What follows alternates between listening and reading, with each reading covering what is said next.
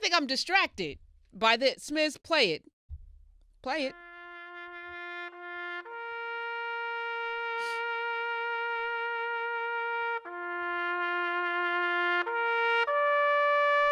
Need a tissue? No, I'm good. On this day, December 3rd, 2019, we bid a fond farewell to the candidacy and the campaign for President of the United States of Senator Kamala Harris. Okay, that's enough. Yeah, that was a shocker. But I did say yesterday, not that I'm a prognosticator, that I think it would be hard for her to come back from that betrayal. That's what I'm going to call it. The lady that left her campaign and went over to Bloomberg, that's fine. People do that all the time. But that letter was ridiculous. And it made it difficult. There was no way that Kamala Harris could have spun that into anything positive. There's no way. So what is she going to do? Ignore it? Well, she's not Donald Trump. So she doesn't have the mettle, the temperament, the character or lack thereof to just ignore something like that and call the woman out of her name, which actually might have been interesting, create a divisive kind of battle, If I were managing her campaign, maybe that would have been, actually it wouldn't have happened. So I'm just going to put it out there.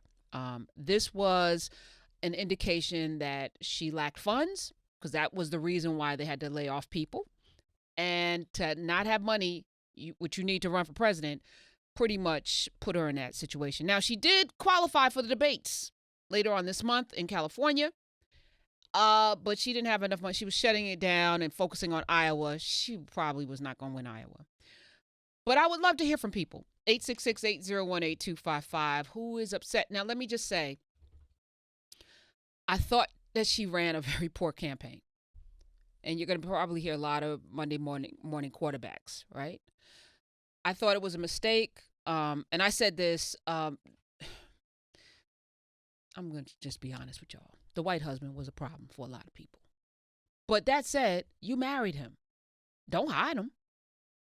Bring him in. Parade him out. Let him be an ally. Because here's the truth of the matter. That's your truth. That husband's your truth. You love that man. You married him. Make a part of your life, your campaign, because he's part of your life and your campaign. Don't run from it. That whole prosecutorial thing. Yeah, I put people in jail. Hell yeah. Have you lived in California in those neighborhoods when those mothers were calling me and blah, blah, like that? I would have run. You got to roll into that stuff. Don't run away from it. Never would have gone on the Breakfast Club talking about I smoked some weed. Never would have done that. Ever. Ever. I'm president of the United States. I don't need to bow to Charlemagne and them. They're not on my level.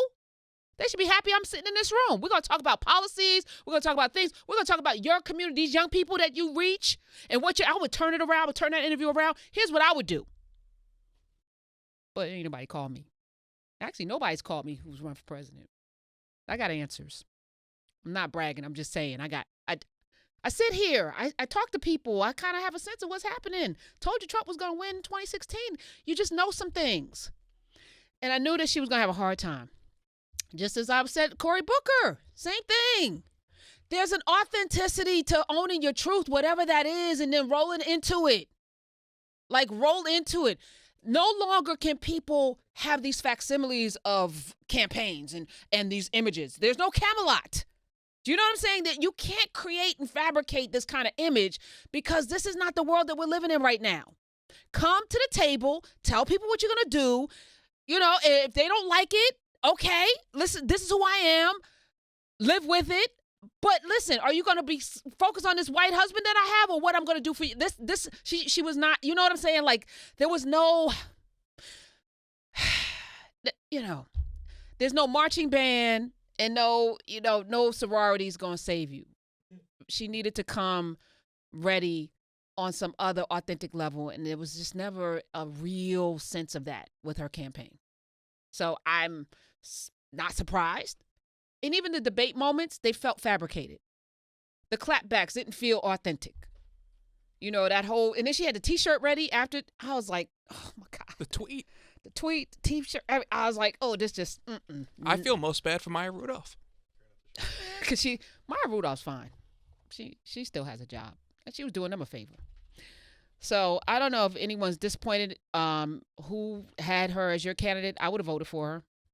I think she would have made a hell of a president. But, what does that matter? Who thinks that she got a bad rap? Who's happy?